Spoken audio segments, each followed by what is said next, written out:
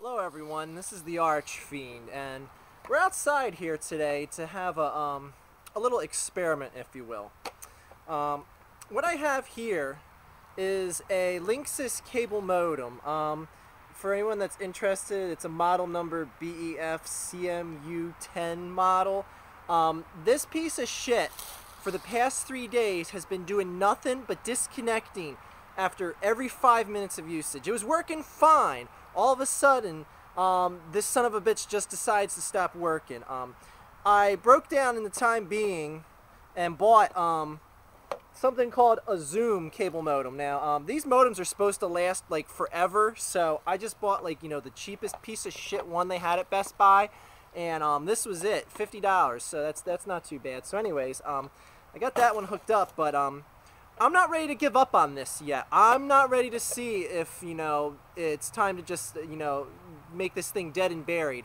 So what I'm going to do here today is perform a few diagnostic tests to it, just to see if we can get this guy working again and figure out, you know, just what exactly is wrong with it. So come along with me, guys. I'm gonna show you how to get something like this working again.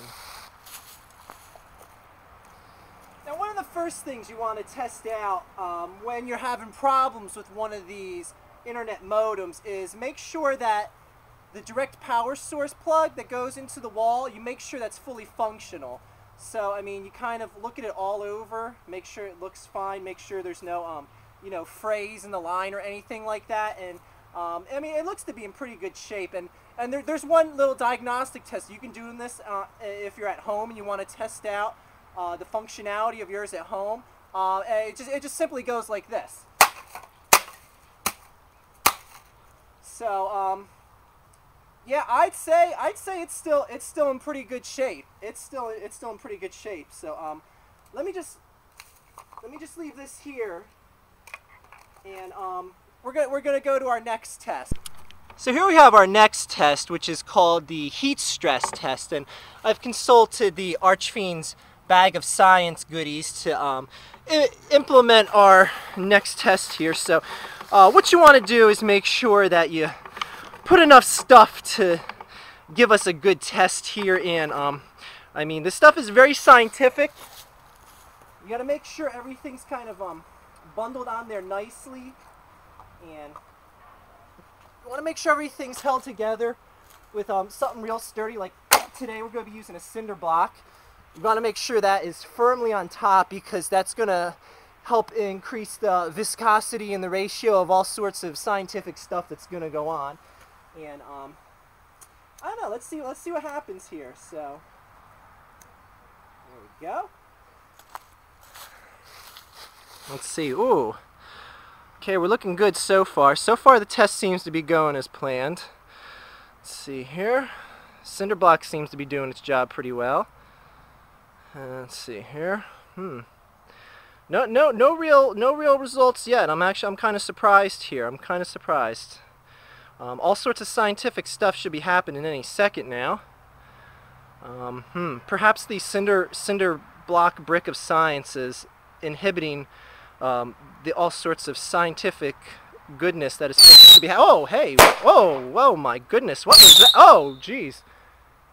Wow, that's like, oh my goodness, that's what we're looking for. That's what we're looking for there, people. Yeah, let's see. Oh, let's see, what else do we have going on down here? Let's see, this guy isn't quite lit. Let's I'm a professional, so I can get close to it like this. Let's see. Okay, we're lit.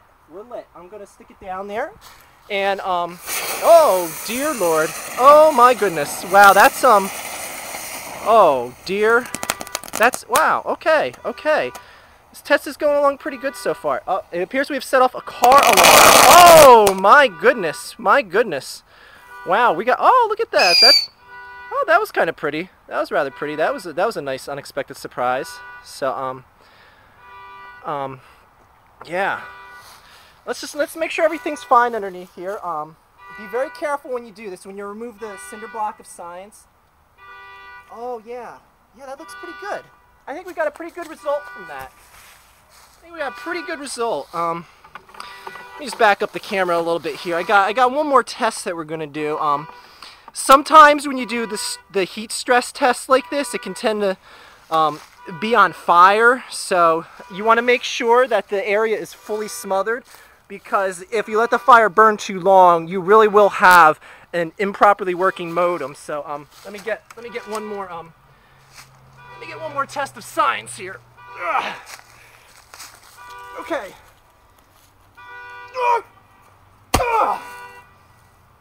All right, I think it took that pretty well.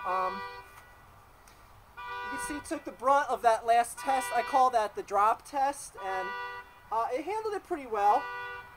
We still got, yeah, this is still in pretty good shape. Still in pretty good shape. It's, I don't know why it's not working, because it's so far holding up to all our tests very well. Perhaps, I don't know, perhaps I'll give it one more of the drop test. Oh, Jesus Christ! Alright. I think that concludes our tests for the day. In my honest opinion, I do not know why this modem is not working.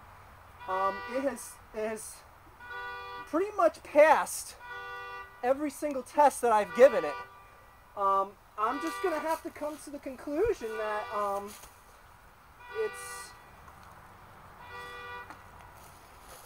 I'm just gonna have to draw the conclusion that it's just a broken piece of shit.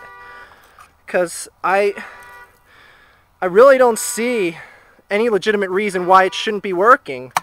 So Linksys, I don't know. I mean, you kept disconnecting on me every 5 minutes.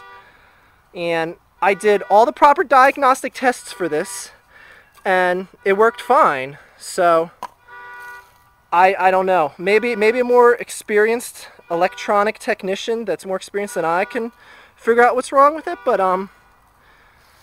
yeah, it's not working for some reason. But anyways, if you're in the market to get a new cable modem, I recommend the Zoom cable modem. It's like really cheap, $50 at Best Buy. And stay away from Linksys. I hear the routers are equally as shitty, so stay away from them.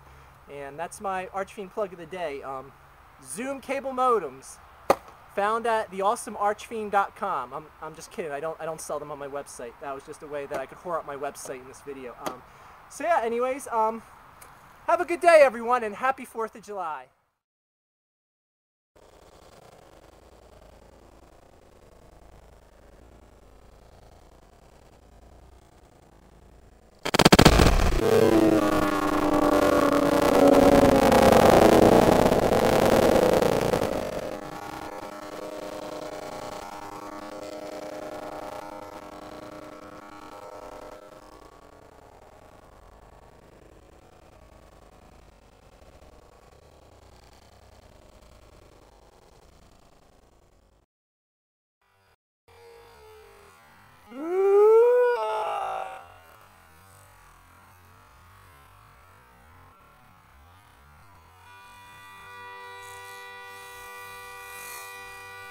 Ah!